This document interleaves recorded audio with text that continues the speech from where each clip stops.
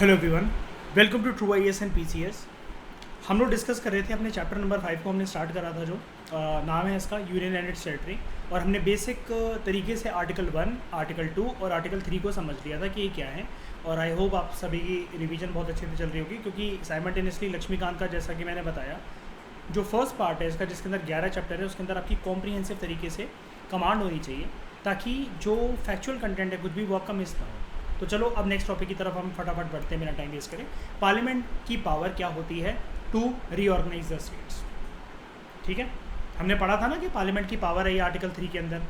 It deals with internal readjustment inter se of the territories of the constituent states of the union of India. कुल मिलाकर जितनी अंग्रेजी लिखी हुई है, इस अंग्रेजी का कोई मतलब नहीं है। आर्टिकल 3 यही कहता है एग्जिस्टिंग स्टेट जो है उनकी बाउंड्री, उनकी शेप एंड साइज़ को कैसे चेंज करने की जो पावर है पार्लियामेंट के पास, वो कैसे वर्क करती है। तो चलो इसको समझते हैं एक बारी। ठीक है, आर्टिकल 3 ऑथोराइज करता है पार्लियामेंट को, यानी कि पार्लियामेंट को पावर दे रखी है आर्टिकल 3 ने। ठीक है, पार्लियामेंट को पावर दे रखी है। यहाँ पर बस यूपीएससी कुछ नहीं करेगा, कोई भी एग्जाम कुछ नहीं करेगा, वो डिटेल में भी नहीं पूछेगा शायद से जाकर। वो बस आर्टिकल 3 मेंशन करके ना प्रेसिडेंट या फिर आपका prime minister, council of minister, कुछ अमेंडमेंट प्रोसीजर, ऐसा कुछ, मतलब वो कुछ ना कुछ डाल देंगे जहाँ पर पार्लियामेंट वर्ड मिसिंग होगा। Answer is parliament. ठीक है, तो ये चीज़ याद रखना। आर्टिकल 3 बोलता है पार्लियामेंट को कि पार्लियामेंट क्या कर सकता है। पार्लियामेंट कोई भी नया राज्य बना सकता है bye separation of a territory from a state. एक स्टेट से अलग करके, एक जैसे मतलब मान लो ये एक स्टेट है, इसका मैंने ये वाला हिस्सा लिया, इसको मैं जूम कर देता हूँ, यहाँ पर जूम करके दिखाता हूँ। ये यानी कि मैंने ए पार्ट से अलग करके बी पार्ट मैंने बना दिया। ठीक है, या फिर कभी कभार क्या हो सकता है, एक और चीज़ है जो लोग काफ़ी ज़्यादा लोग मिस इंटरप्रेट कर जाते हैं इसे। कभी कभार ये भी हो सकता है कि अब जो ए है वो ऐसा दिख रहा है, जो ए है वो ऐसा दिख रहा है, यानी कि यहाँ पर बी है अंदर और ये पूरा का पूरा ए है। कभी कभार इनको मर्ज कर रिजल्ट क्या आएगा, ये कुल मिलाकर ऐसा दिखेगा, ए और बी अब एक हो गया। तो ये हो गया, अगर मैं इधर से इधर तक ये लाइन खींच दूँ, ये हो गया फर्स्ट केस और ये हो गया सेकंड केस।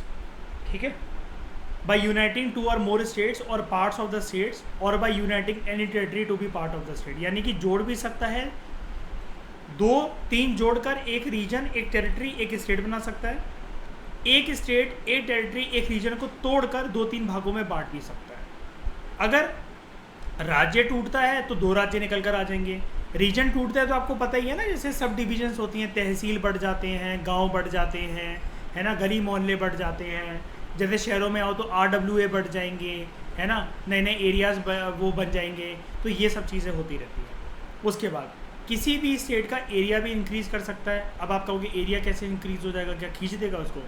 मर्ज कर किसी एक रीजन या किसी एक टेरिटरी आसपास के गाँव को डिमिनिश कर सकता है कि स्टेट का एरिया, ऑब्वियसली बात है, उससे अलग करके एक सेपरेट रीजन या सेपरेट स्टेट बनाना।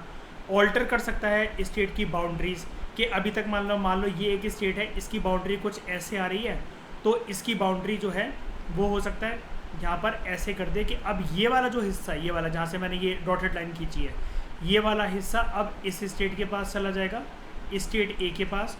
और ये वाला जो हिस्सा है अब स्टेट बी है, जो अभी तक ऐसी दिख रही थी, अब वो ऐसी ना दिख के उसकी बाउंड्री ऐसे दिखेगी।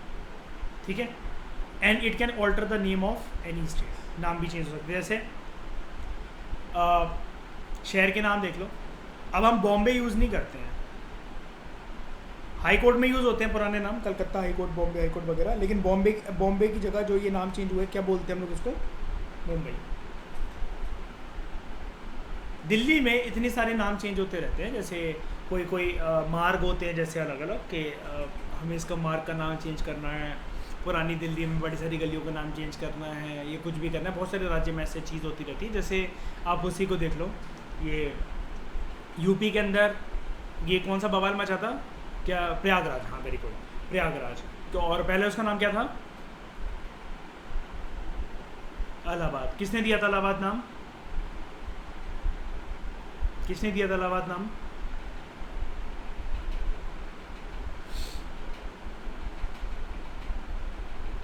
अकबर ने। अल्लाह का घर, अबोर्ड ऑफ द हेवन। ठीक है, अल्लाहबाद, इलाहाबाद। ठीक है, तो उसको चेंज कर दिया। ऑब्वियसली बात है, it is a core sign of the politics. जैसे अभी बात भी चलती है कि बड़े सारे जगहों का नाम चेंज करके औरंगजेब रोड को, जैसे मतलब मान लो एक एग्जांपल दे रहा हूँ बस मैं, APJ अब्दुल कलाम रोड कर दो और वो कर दो, ठीक है। तो ये सब चीज़ें। However article 3 lays down 2 conditions in this regard. 2 conditions भी हैं, ऐसे ही नहीं कि आर्टिकल 3 अंदर तुम पावर दे दे पार्लियामेंट को, पार्लियामेंट बार बार ये वाला काम करते रहे। क्योंकि आप एक चीज़ समझो, जब भी कुछ ऐसी चीज़ होगी कि नई स्टेट बन रही है, एक स्टेट से टूटकर दो स्टेट बन रही हैं, इस स्टेट का नाम चेंज हो रहा है, बाउंड्री चेंज हो रही है, कुछ भी हो रहा है, उसका एरिया बढ़ रहा है, गिर रहा है, ये 5 कंडीशन हमने पढ़ी। इसका खर्चा आता है बहुत ज़्यादा। पता है क्यों? सरकारी पेपरों पर उस राज्य में, उस रीजन के जितने भी चेंजेस हैं वो सब करने पड़ेंगे। नया एरिया, ठीक है, नया अगर कोई भी उस गांव की ज़मीन का जो पट्टा बनता है, या फिर मान लो सरकारी ज़मीन है और नेशनल लेवल पे जो उसकी लैंड की रजिस्ट्री होगी, स्टेट लेवल पे जो रजिस्ट्री होगी, ये सारी चीज़ें मतलब चेंज होती हैं। स्टैम्प पेपर वगैरह जो बनेंगे, कुछ भी बनेंगे, सारी चीज़ों में फ्रेश अपडेशन होती है, तो उसमें खर्चा बहुत होता है। इतना इजी भी नहीं होता कि आपने किसी का मार्ग जो है उसका नाम चेंज कर दिया तो ये बेफिजूल की पैसे खर्ची करने वाली बात होती है एक्चुअली, और कुछ भी नहीं है, ठीक है।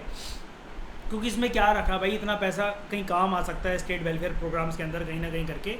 अब जैसे पर्सनल मेरे ओपिनियन में, आप ही मुझे बताओ, हम इंटरव्यू में कहने को कुछ भी कह लें, यार हमारे देश में भी ये कंडीशन है क्या कि कोविड के बाद हम लोग हाईएस्ट स्टैचू क्या कहते हैं, शिवाजी महाराज का, APJ अब्दुल कलाम का, ठीक है, ये APJ अब्दुल कलाम कह रहा, सॉरी, सरदार वल्लभ भाई पटेल का, ठीक है, और अब शिवाजी महाराज का जो ये स्टैचू बनाने जा रहे हैं, इससे क्या हो जाएगा बताओ?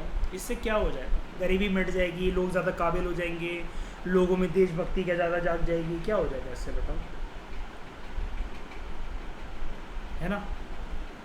हमें इंटरव्यू में बोलने के लिए बहुत सारी बातें बोलनी पड़ती हैं, लेकिन हम ये सब जानते हैं कि ये पैसा बहुत सारी चीज़ों में काम आ सकता है, बहुत सारी चीज़ों में।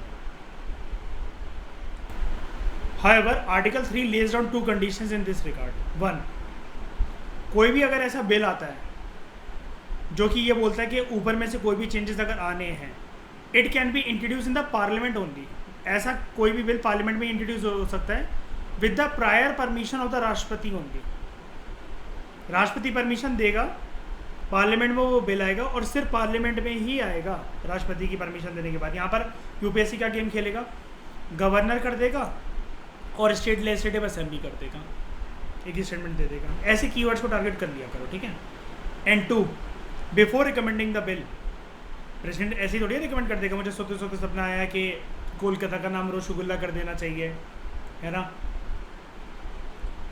ग्वालियर का नाम गद्दारी कर देना चाहिए। तो before recommending the bill, president has to refer the same to the state legislature concern. क्योंकि अब आप कहोगे यहाँ पर स्टेट लेजिस्लेचर कंसर्न मतलब, देखो प्रेसिडेंट ना स्टेट लेजिस्लेचर को कम्युनिकेट तो करेगा ना, क्योंकि जो भी रीजन या बाउंड्री चेंज हो रही है भाई, वो तो किसी ना किसी स्टेट में ही आती होगी ना। समझने की कोशिश करो इस बात को।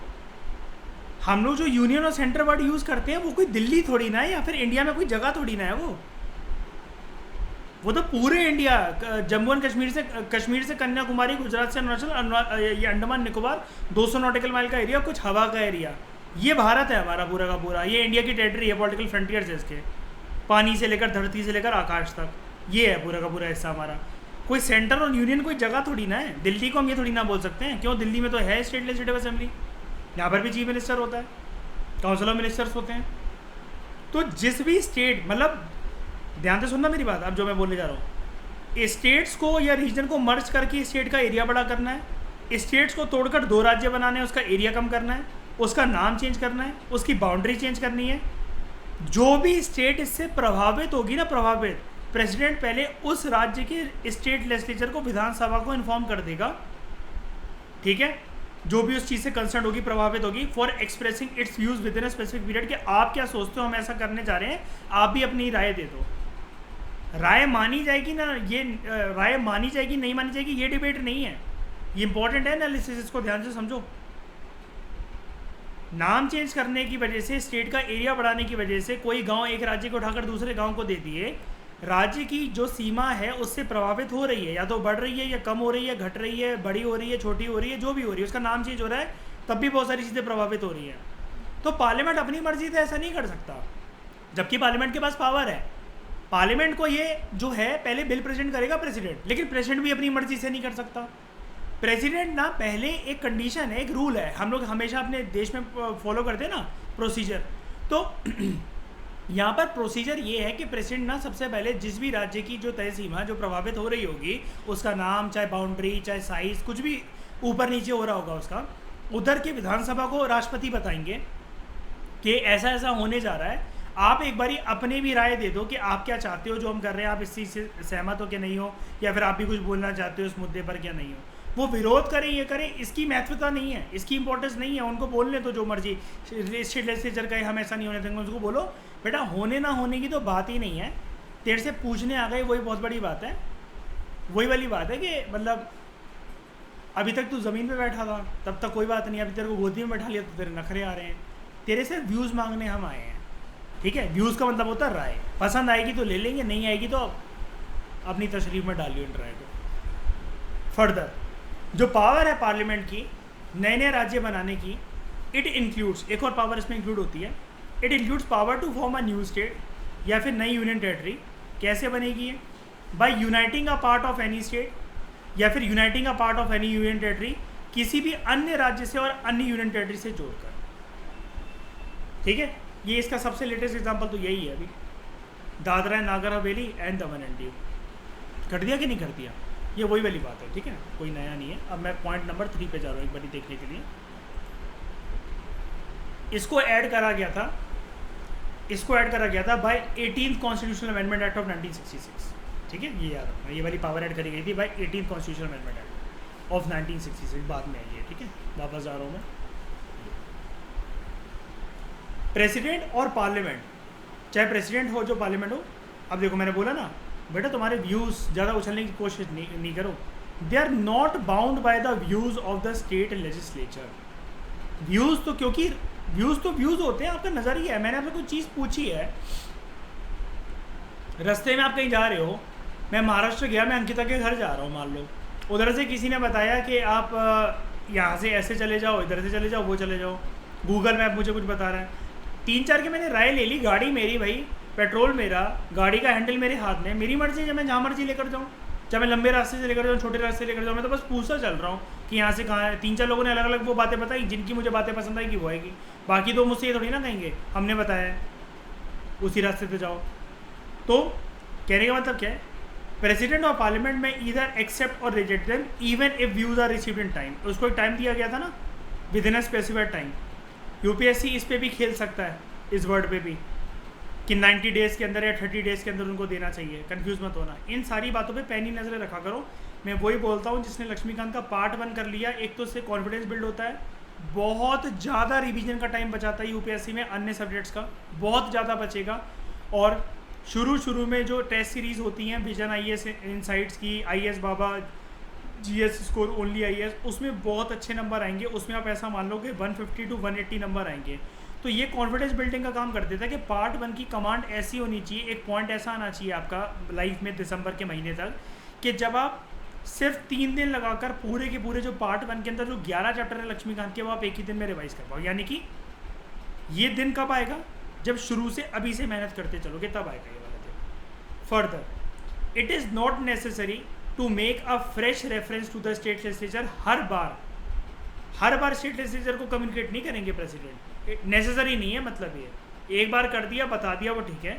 It is not necessary to make a fresh reference to the state legislature every time an amendment to the bill is moved and accepted in the parliament. एक बार उनको प्रक्रिया बता दी थी कि ये करने जा रहे हैं हम, अब उसमें कुछ भी ऊपर नीचे कर हल्का फुल्का होता है वो यही टॉपिक है, वो वही मुद्दा, लेकिन उसमें कुछ एक नई चीज़ हो रही है, कोई थोड़ा सा हम चेंज कर रहे हैं, थोड़ा सा, मतलब उन्होंने पार्लियामेंट ने देखा कि ऐसा नहीं, ये 2 गांव बचा लेते हैं, बाकी के गांव दे देते हैं। मान लो बाद में डिसीजन हो गया, कुछ भी अगर ऐसा हो गया, कुछ भी कि ये नाम ऐसा ना रखे यार, ये वाला नाम रख देते हैं। एक बार तुम्हें बता दिया था कि भैया तुम्हारे राज्य के साथ ये होने जा रहा है, बार नेसेसरी नहीं है। मतलब प्रेसिडेंट बाध्य नहीं है इस चीज़ से, बंधा नहीं हुआ इस चीज़ से, कंपल्शन नहीं है राष्ट्रपति के ऊपर कि वो हर बार कम्युनिकेट करेंगे फ्रेश रेफरेंस देकर स्टेट लेजिस्लेचर को एवरी टाइम, कि जब भी एक अमेंडमेंट अगर एक बिल के लिए मूव हुआ है और वो एक्सेप्ट कर लिया जाए पार्लियामेंट में, बार ज़रूरी नहीं है। ठीक है, तो 4th पॉइंट देख लेते हैं इसका क्या है। ये चीज़ बोली गई थी एक केस में कि हर बार बार बार करने की ज़रूरत नहीं है इसको। Babulal versus state of Bombay 1960 का case, Babulal versus state of Bombay. In case of union territory, अगर बात करें केंद्र शासित प्रदेश की, no reference need to be made to the concern legislature. जो कंसर्न लेजिस्लेचर है वहाँ का, जो विधानसभा है वहाँ की, वहाँ पर कोई रेफरेंस बनाने की ज़रूरत नहीं है to ascertain its views, और parliament can take any action जैसा उसको ठीक लगे। यहाँ पर क्यों, यूनियन टेरिटरी में क्यों नहीं? राज्य में तो प्रेसिडेंट को बोला जाता है कि एक बार तो बताना पड़ेगा, तुम्हें रूल है। यहाँ केंद्र शासित प्रदेश में क्यों नहीं? कोई मुझे बता सकता है इसका logical argument?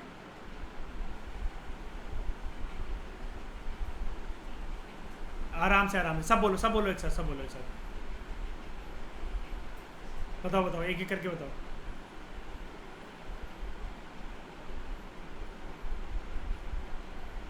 Very good. Union territory actually ऐसा बोलो जब डायरेक्टली वो रूल ही करी जाती है सेंट्रल गवर्नमेंट के द्वारा, है ना? इनडायरेक्टली रूल ही करी जाती है, मतलब वो उस पर जो मेजर पावर्स चेंजिंग या कोई भी चीज़ स्ट्रक्चर उसका चेंज करने की जब पावर ही के हाथ में, तो उधर की विधानसभा की पूछ कर क्या चलना। तभी तो दिल्ली के एलजी और केजरीवाल के बीच में टसल चलती रहती है, और इसके 2 बार यूपीएससी मेंस में क्वेश्चन पूछ चुका है, 2015 एंड 2017 या 18 सेम क्वेश्चन था, मतलब वो करके आंसर उसका सेम ही बनना था काइंड ऑफ। और उस साल यूपीएससी ने ऐसा करा भी ऐसा था, 2017-18 में बहुत सारे रिपीटेड क्वेश्चन यूपीएससी ने मेंस के अंदर बस टोन चेंज कर कर, हल्का सा फ्लेवर चेंज कर कर पूछे वही थे प्रीवियस ईयर का वो बेस बनाकर, ठीक है। इट इज़ दस क्लियर डैट कॉन्स्टिट्यूशन, हम 100 बातों की एक बात अब करने जा रहे हैं। कॉन्स्टिट्यूशन इसका मतलब पार्लियामेंट को ऑथराइज करता है, कंक्लूजन में यही बोल सकते हैं कि वो नए नए राज्य बनाए या ऑल्टर कर दे एरियाज़ को, राज्य की बाउंड्रीज़ को, उनके नाम को, जो भी अभी एग्जिस्ट कर रहे हैं, विदाउट देयर कंसेंट, ठीक है। अब यहाँ पर विदाउट देयर कंसेंट मतलब क्या?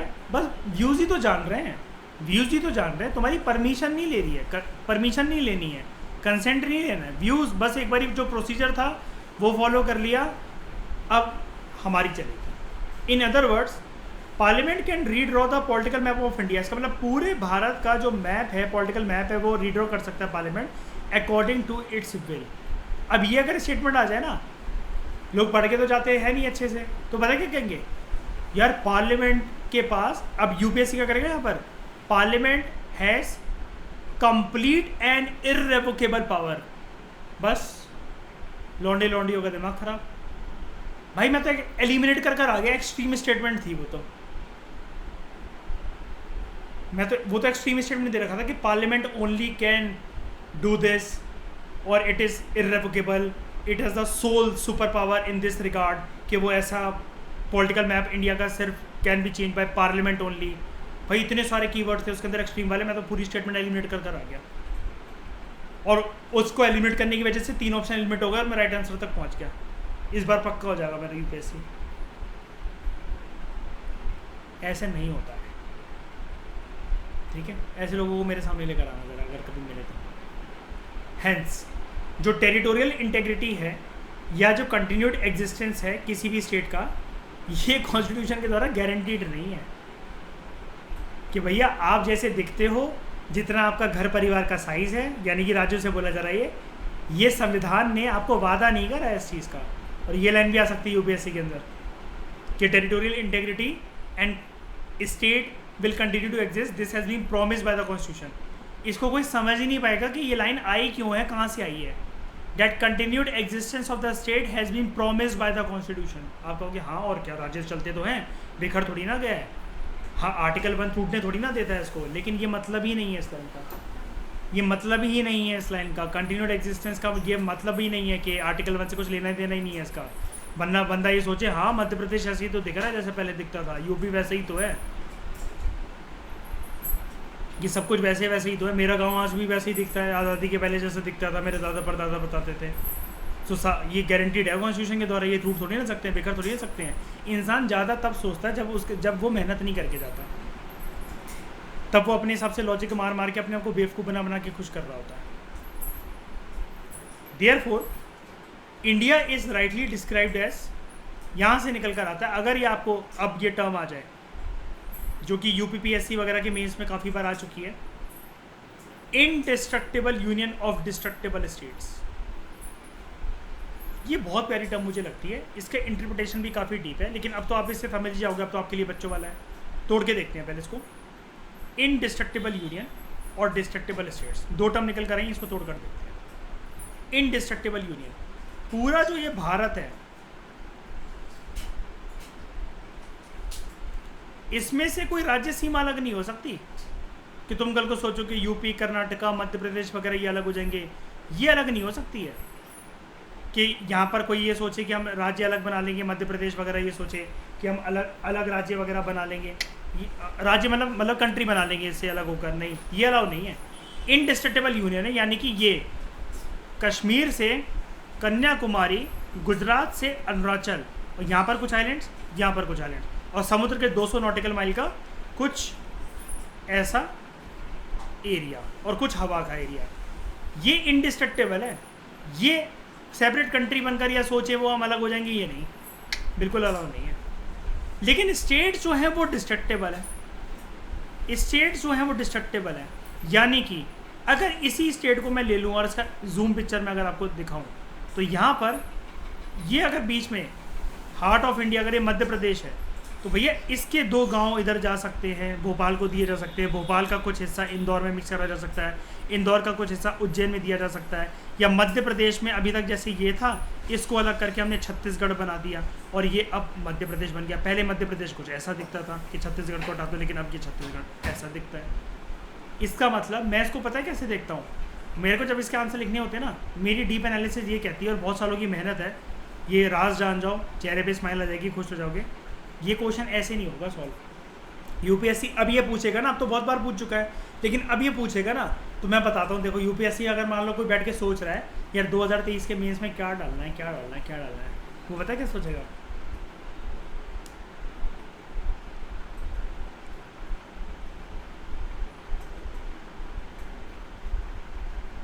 आर्टिकल 1 और आर्टिकल 3 कैसे इंडिया की स्टेट्स की कंटिन्यूड एग्जिस्टेंस को गारंटी करते भी और नहीं भी करते।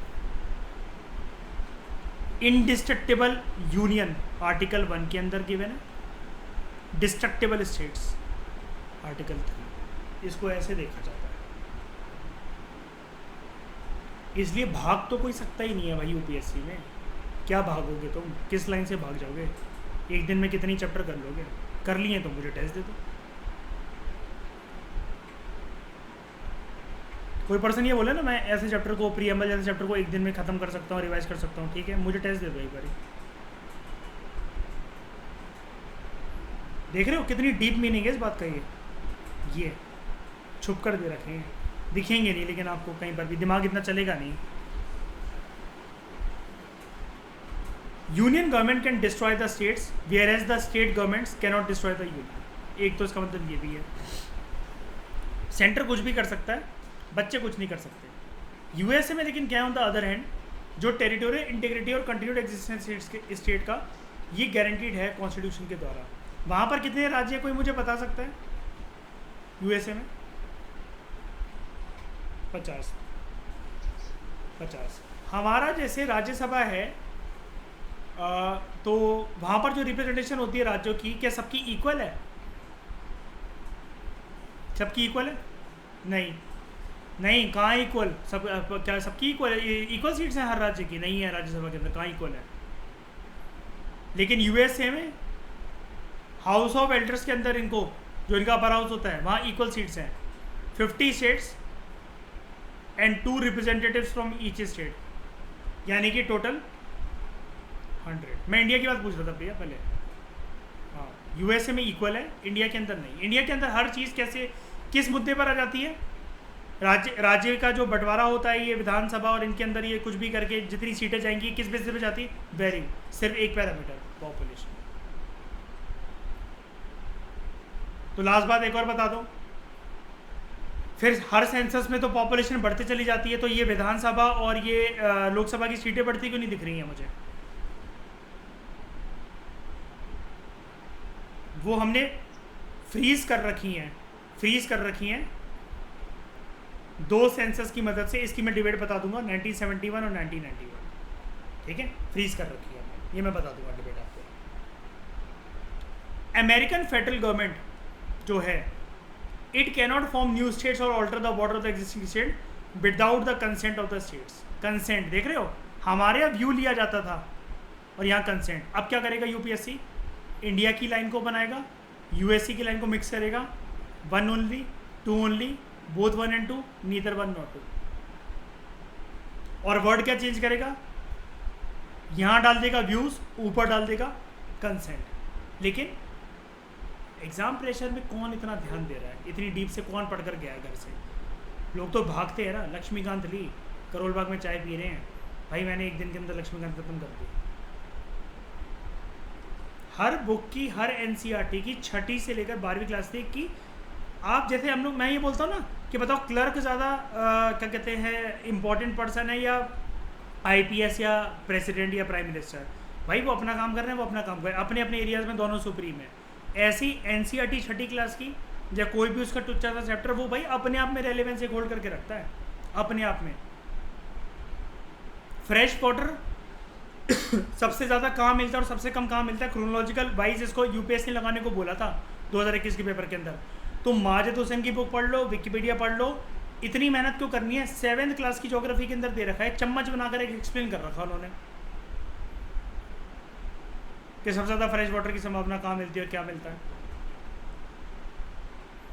That is why USA is described as indestructible union of indestructible states. States भी वहाँ पर indestructible है। अब बात करते हैं आर्टिकल 4 की। मोर ओवर कॉन्स्टिट्यूशन जो है आर्टिकल 4 के अंदर डिस्क्राइब करता है, डिक्लेयर करता है, it itself declares that laws जो कि बनाए गए हैं नए नए राज्यों को एडमिट करने के लिए या फिर नए नए राज्यों को इस्टेब्लिश करने के लिए अंडर आर्टिकल 2, या फिर हमें नई स्टेट्स फॉर्म करने हैं और एरिया चेंज करने हैं, बाउंड्री चेंज करनी है या नाम चेंज करना है एग्जिस्टिंग स्टेट्स का अंडर आर्टिकल 3, इसको अमेंडमेंट ना समझा जाए। ये अमेंडमेंट के किसी प्रोसीजर से नहीं होंगे। तो यूपीएससी अगर कल को एक लाइन पटक दे कि this is done by the process of ordinary, क्या कहते हैं ऑर्डनरी अमेंडमेंट, या फिर ये ऑर्डनरी प्रोसेस है सिंपल मेजॉरिटी का, या फिर ये एब्सोल्यूट मेजॉरिटी अमेंडमेंट से होता है, ऐसा कुछ भी नहीं होता। This is not to be considered under the ambit of article 368। नहीं, अमेंडमेंट से इसका कुछ लेना देना नहीं है। यानी कि this means that such laws can be pass by simple majority without amendment and by ordinary legislative process again without amendment. कोई अमेंडमेंट नहीं समझा जाए क्योंकि अमेंडमेंट है ही नहीं यहाँ पर। अमेंडमेंट इसलिए नहीं है, पावर जब मिल गई है तो अमेंडमेंट का क्या मतलब? मैं क्यों प्रोसेस को फॉलो करूं जब मुझे पावर मिल गई है? अगर मैं प्रधानमंत्री हूं देश का, मैं एक पूरा प्रोसेस क्यों फॉलो करूं हर चीज़ का? मतलब वो जाकर जो पावर मुझे ऑलरेडी दे रखी है संविधान में, डायरेक्टली एक्शन लूंगा ना मैं तो उसके लिए। तो does the power of the parliament, ये जो पार्लियामेंट के पास पावर है कि वो किसी भी एरिया को डिमिनिश कर सकता है एक स्टेट के अंडर आर्टिकल 3, क्या इसका मतलब हम ये समझें it also includes the power to cede Indian territory to a foreign country? क्या वो दे भी सकता है फॉरेन कंट्री को, किसी एक एरिया को? तो देखो हुआ क्या, ये क्वेश्चन आया एग्जामिनेशन के लिए, मतलब इस पर डीप एनालिसिस हुई, सुप्रीम कोर्ट में आया ये एक मुद्दा, ठीक है, और प्रेसिडेंट ने ये पहुंचाया था। ये याद है, सुप्रीम कोर्ट के पास एक पावर होती है एडवाइजरी जुरिसडिक्शन, और प्रेसिडेंट के पास भी पावर होती है कि वो सुप्रीम कोर्ट से कुछ पूछ सकता है किसी मुद्दे पर जहाँ पर उसको लीगल जगह पर दिक्कत होती है। सुप्रीम कोर्ट लेकिन बाउंड नहीं होता एडवाइस देने के लिए, और प्रेसिडेंट भी बाउंड नहीं होता कि उसको वो माने। प्रेसिडेंट को कन्फ्यूजन हुई, प्रेसिडेंट ने पूछा कि ऐसा कोई मुद्दा आ रहा है जहाँ पर हमारी पाकिस्तान में ना कुछ कुछ टेरिटरीज जानिए कुछ कुछ गाँव वो मांग रहे हैं, तो ऐसा अलाउ है कि हम उनको दे दें लीगल तरीके से? वो गाँव उनके पास होने चाहिए नहीं होने चाहिए वो हम बाद में देखेंगे, वो तो पॉलिटिकल राजनीतिक मुद्दा है, लेकिन अगर देने हो तो हम क्या करें? राष्ट्रपति ने उनको बोला। और राष्ट्रपति ने क्यों बोला? क्योंकि भाई जिस स्टेट की विधानसभा को लेटर पहुंचाना, तो विधानसभा थोड़ी ना कहेगी भाई, विधानसभा ये कहेगी भाई देश के अंदर अंदर तुम कर रहे थे तब तक समझ में आ रहा था, अब तुम फॉरेन कंट्री को देने लगे हो गांव और ये रीजन उठा उठा के, नदियाँ उठा उठा के। तो प्रेसिडेंट ने सुप्रीम कोर्ट में ये बात पहुँचाई, 1960 का समय था वो, ठीक है। The decision of the central government ने डिसीजन लिया था कि वो एक अपनी टेरिटरी को दे देंगे, सीड कर देंगे, मतलब दे देंगे जिसको बोला जाता था वेस्ट बंगाल का एक एरिया था, एक कस्बा था, गांव था, बेरूबरी यूनियन। किसको देना था ये? पाकिस्तान को देना था। यानी कि कौन से पाकिस्तान को देना था? अगर वेस्ट बंगाल की बात हो रही है यहाँ पर, कौन से पाकिस्तान को? ईस्ट पाकिस्तान को। अब हुआ क्या भाई, ये मुद्दा उठा तो प्रेसिडेंट ना हिचक रहे थे विधानसभा में बिल मतलब देने से, क्योंकि ऑब्वियसली बात है पॉलिटिकल एजिटेशन होने लग गई, कंट्रोवर्सी होने लग गई, मीडिया ने घेर लिया, ठीक है। तो यहाँ पर ये ज़रूरी हो गया कि प्रेसिडेंट ने ना रेफरेंस मांग ली। प्रेसिडेंट ने कहा भाई देखो, मेरी एक डिग्नेटरी, राष्ट्रपति की ऐसी पोस्ट होती है, देखो डिग्नेटरी पोस्ट है मेरी, मुझे पहले ना उच्च न्यायालय में पहले बात रख देनी चाहिए, वो मुझे ज़्यादा अच्छे से बता पाएंगे, क्योंकि देखो मैं तो वैसे ही कुछ नहीं जानता, मुझे सांस और सूसू के अलावा वैसे कुछ नहीं आता। एक बार मैं पूछ लेता हूँ, कल को भाई मेरी धज्जियाँ उड़ने लगे। आज तक बस इंडिया में मेरे ही ऑफिस एक ऐसा है प्रेसिडेंट का जिसकी धज्जियाँ नहीं उड़ी आज तक, जिसके ऊपर कोई कंट्रोवर्सी नहीं हुई। पता चला ये भी कंट्रोवर्सी होने लग गए, तो उसने कहा भाई मैं बचा रहा हूँ अपने आप को, माफ़ी दो, मैं थोड़ा सा टाइम चाहता हूँ। सेंट्रल गवर्नमेंट ने बोला कर दो। प्रेसिडेंट ने बोला भाई साहब प्लीज़ एक बार सुप्रीम कोर्ट से मुझे पूछ लेने दो कि वो क्या जानना चाहते हैं। आप मुझे इस क्लास के बाद ये बताओगे उस टाइम पर ये प्रेसिडेंट थे कौन? Supreme court held that the power of the parliament. Supreme court ने क्या बोला कि पार्लियामेंट के पास जो पावर है किसी भी स्टेट के एरिया को डिमिनिश करने के लिए, आर्टिकल 3 के अंदर, it does not cover secession of Indian territory to a foreign country. Article 3 के अंदर ये नहीं बोला गया कहीं से भी फॉरेन कंट्री को कोई अपना देश का हिस्सा, कस्बा, गांव, ज़मीन, खेत का एक टुकड़ा कुछ भी दे सकते हो, ना जी ना। तो यानी कि बेरूबरी यूनियन को जो आप सोच रहे हो पाकिस्तान को देने का, ये उल्लंघन है आर्टिकल 3 का। नहीं, hence Indian territory can be ceded to a foreign state. कैसे? अमेंडमेंट के रास्ते से। अमेंडमेंट के रास्ते से आर्टिकल 368 को ब्रह्मास्त्र बनाकर छोड़ दो, फिर दे दो उसको। इस ब्रह्मास्त्र में वो लैंड गिफ्ट कर देना और सामने वाली टेरिटरी के जाकर वो गिरेगा और वो उनका हो जाएगा। कॉन्सिक्वेंसली हुआ क्या, अब जब अमेंडमेंट का रास्ता सुप्रीम कोर्ट ने खोल दिया तो बस सरकार ने बोला ठीक है कोई बात नहीं, आर्टिकल 368 को ब्रह्मास्त्र बना लेते हैं, इसके अंदर त्रिशूल लॉन्च कर देते हैं। त्रिशूल का नाम था नौवा त्रिशूल, 1960 का, 9th constitutional amendment act of 1960 ये इनेक्ट करा गया ताकि पाकिस्तान को ये दिया जाए। अब पता है बेरूबरी यूनियन केस को भी बहुत सारे लोग एक्सप्लेन नहीं कर पाते हैं, वो कहते हैं पता नहीं कहाँ से आ गया। भाई लक्ष्मीकांत ने दे रखा है, आराम से समझोगे, टाइम बिताओगे तब तो पता भी लगे कि मुद्दा क्या है।